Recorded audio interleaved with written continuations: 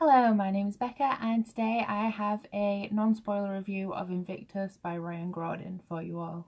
This book was released on the 19th of September. I received an ARC from NetGalley, but I did only receive it a week in advance, so I didn't have time to read it before the book was released.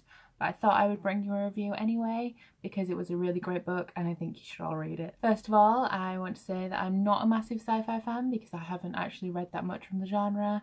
I've never read anything by Graudin before, so I didn't really know what to expect, and I was just completely surprised by how much I actually enjoyed this. Invictus is a YA sci-fi. It is a standalone novel, and it follows the crew of a time travel machine called Invictus. Our story starts in 95 AD with Emperor McCarthy, who is a time traveller. She is from the year, I think, 2354. And this is a society where time travel is a job option. You go to an academy where you learn to be a time traveller, and there are different routes you can take. You can be an engineer, you can be a historian, you can be a recorder, and Emperor McCarthy is a recorder. This means that she is tasked with travelling back to the past and observing historical events to record for the government. Emperor takes a year-long trip to Rome in 95 AD, and there she falls in love with a gladiator called Gaius. Emperor falls pregnant, and just before she's about to return to her present time, she stays behind to watch Gaius's last gladiator match before she returns home. She goes into labour, and when she heads back to her time machine, she realises that she's too late, and her son, Faraway McCarthy, is born in the void between the present day and the past. This is completely against the laws of nature. He's a bit of an anomaly, and this causes a whole chain of events. Through the main bulk of the story, we follow Faraway when he is 18, and he takes his exam to become a recorder for the academy. Faraway fails his exam, which was unthinkable. He'd never thought that this could happen. He assumed he would be a recorder. He was a class valedictorian. He aced all of his other tests, and he can't figure out why he's failed this last exam. Somebody called Lux sees the value in Faraway as a time traveller and employs him as a thief to steal relics that were about to perish. He agrees as long as he can take his own crew with him, and he picks his crazy cousin Imogen, who has like rainbow coloured hair and she's like super upbeat about everything.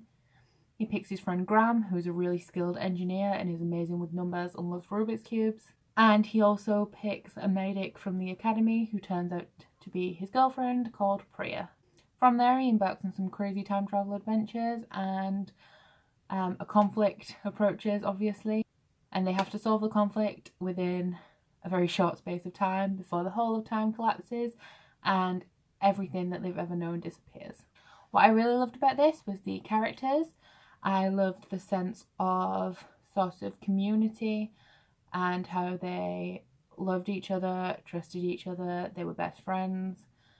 And anytime there was a problem, they sort of all jumped in to solve it together. Imogen was by far my favourite character. She's very eccentric and she likes to dye her hair every single day. She changes the colour.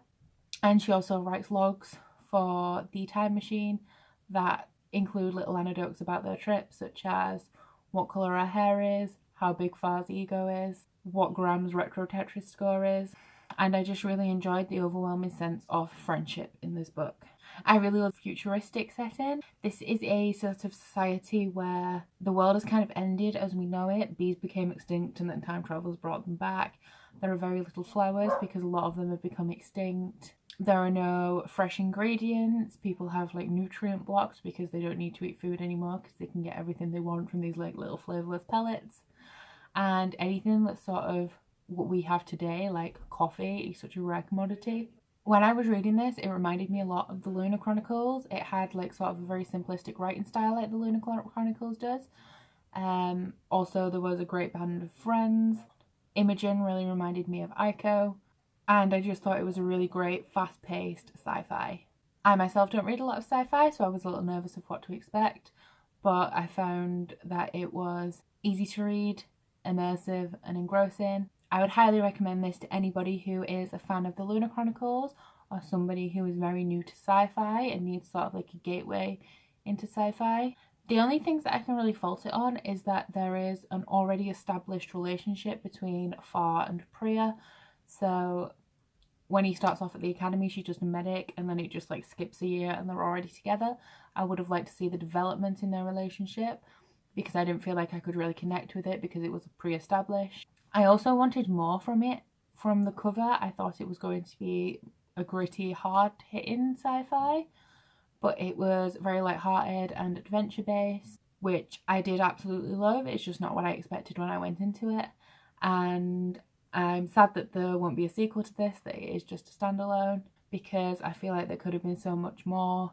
We barely scratched the surface of time travel. I would have sort of liked to see them visit more places before they had to save the world, and I would have loved to see more adventures and more of the places they visited still in artifacts before the sort of plot changes and they have to abandon the previous plan to fix time and space. But overall, I think that this was really great. I would highly recommend it, and I am going to pick up, I think it's called Wolf by Ryan Graudin, because I really like the alternate history feel of it, and because I like this one so much, and I know that that's one of her more famous books. Anyway, that's everything. I hope you like this video, and I hope you'll consider reading Invictus.